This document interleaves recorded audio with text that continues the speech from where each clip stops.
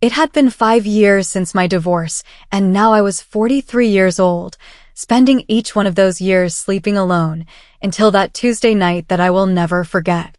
That night when I went to bed, the tiredness wrapped around me. It felt like a heavy blanket. The silence filled every corner of the house, as always. But this time, that peaceful silence did not last long. I heard a soft knock on the door. Hesitantly, I opened my eyes and sat up in the darkness of the room. Something did not feel right. "Mateo," I called. "Mom?" My son's voice came in a whisper in the darkness. The door creaked open and Mateo walked in. He looked shy in his pajamas. But they weren't a child's pajamas anymore. They belonged to a 22-year-old boy. The expression on his face ignited a protective instinct in me, but at the same time, I felt uncomfortable. "I can't sleep," he said, finally looking at the floor. "Come here," I said, patting the empty space next to me on the bed. He hesitated a moment, then came closer and slid under the blanket. The bed creaked slightly with his weight. Now, we were lying next to each other, with only a few centimeters between us. Mateo's warmth was immediately perceptible. I tried not to look at him. But from the corner of my eye, it was impossible not to see that he was no longer a child. He had become a young man. His features had sharpened, his shoulders had widened. And that realization embarrassed me and confused me at the same time. "Mom," he murmured, his face turned toward me. "I just don't know. Sometimes I feel so alone in this house." His voice was so fragile that I couldn't answer. Instead, I reached out and put my hand on his shoulder. At that moment, without hesitation, he turned toward me and hugged me tightly. The strength of his hug surprised me. His arms surrounded me completely, his face close to my neck. I could feel his heartbeat. His breathing was warm and constant. But the most surprising thing was how I found myself responding in the same way as I hugged him back. A strange fluttering stirred in my chest. Mateo's face moved slightly closer to my neck, his breath brushing my skin.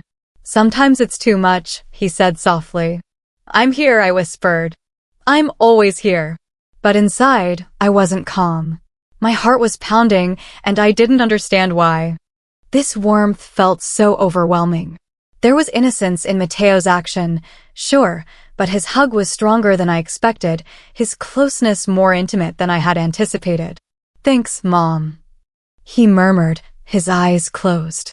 Finally, his breathing slowed. He had fallen asleep, but I couldn't. As I lay there, perfectly still, a question kept circling my mind.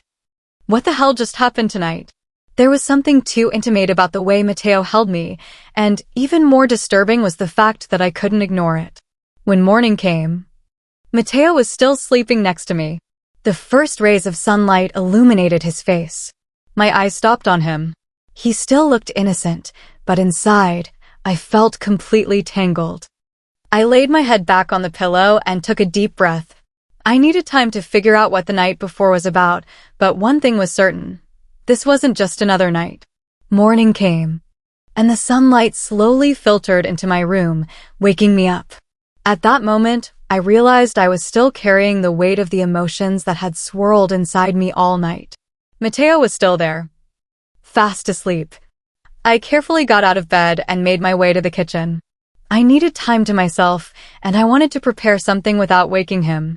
Mateo always woke up late in the mornings, but today I knew I had to do something to calm the restlessness that was brewing inside me as I struggled with my thoughts about the night before.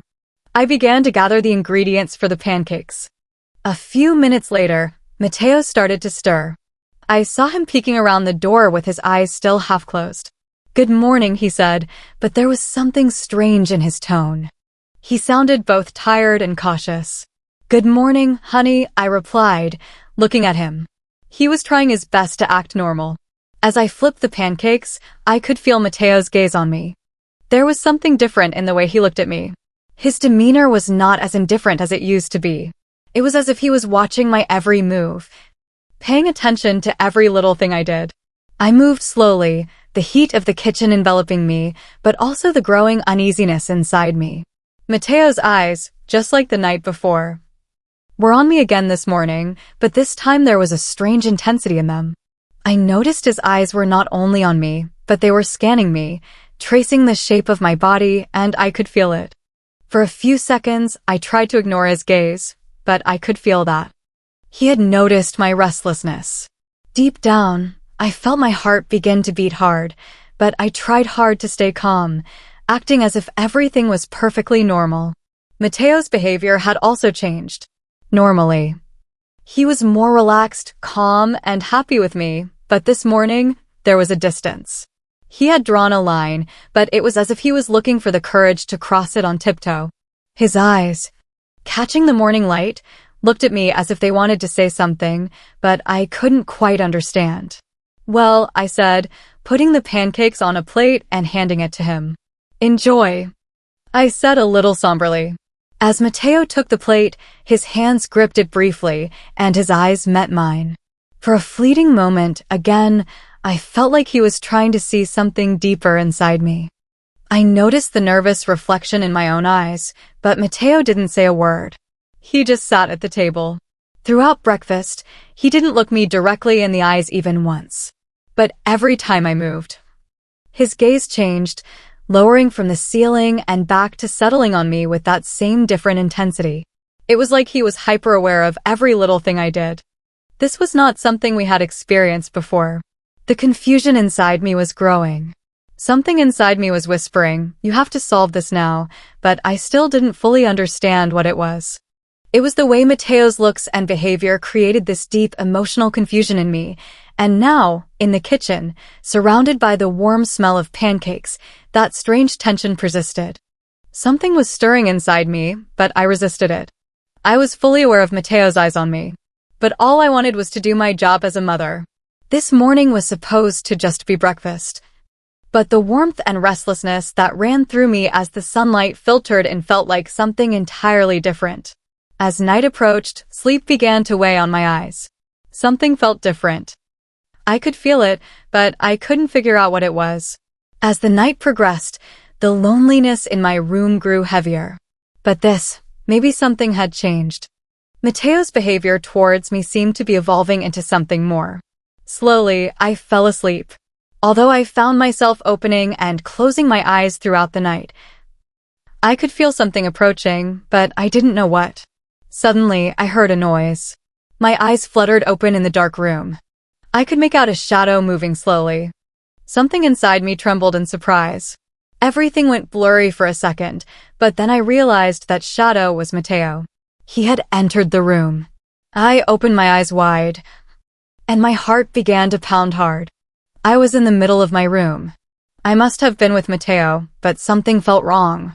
The air between us was thick with tension. For a moment, I tried to decipher what I was supposed to do. The confusion inside me grew stronger and stronger. The fact that Mateo was in my room at this hour was already quite strange, but it also felt like some kind of echo. Only this time, it was different. His eyes, his behavior, the way he approached me, everything had changed. A meaning. Mateo took another step forward. He came closer, and with the only light left in the room, the moonlight, I could see his face a little clearer. His eyes were more determined than I had ever seen them. Deep down, something was screaming at me, "Don't stop him." But at that moment, Mateo suddenly leaned in and pressed his lips against mine. Everything happened in an instant. For a moment, everything froze.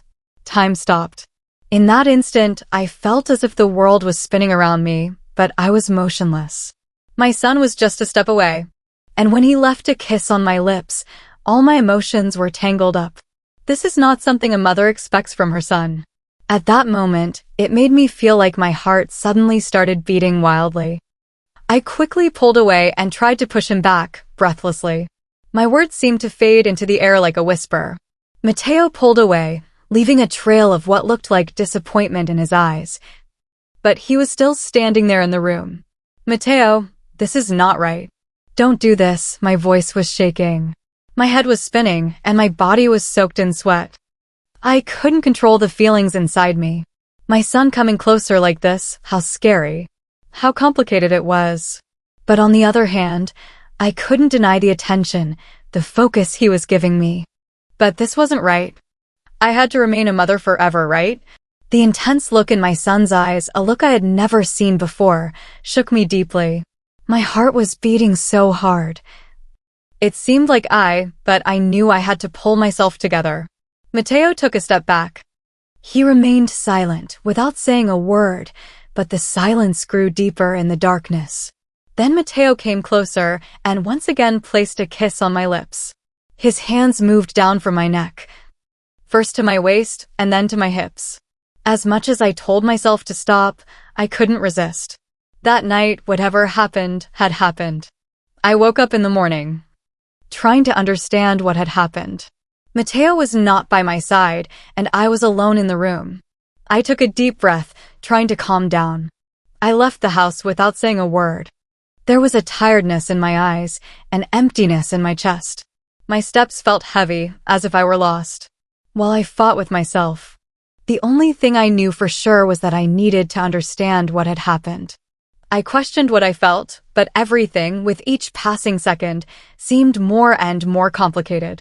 That night, whatever happened had happened. In the morning, everything felt like a dream, so tangled. My eyes hurt, my heart was beating hard, but I left home without saying a word. I tried to cover up what had happened between Mateo and me while I struggled to understand. I decided to repress all my emotions, erase it all, but something inside me was breaking. I questioned myself. Why did I feel so confused? I felt like I was lost in this chaos. My son was no longer just a child, but I still saw him as a child. He was lying to me. What should I do? All these questions kept going around in my mind, but remained unanswered.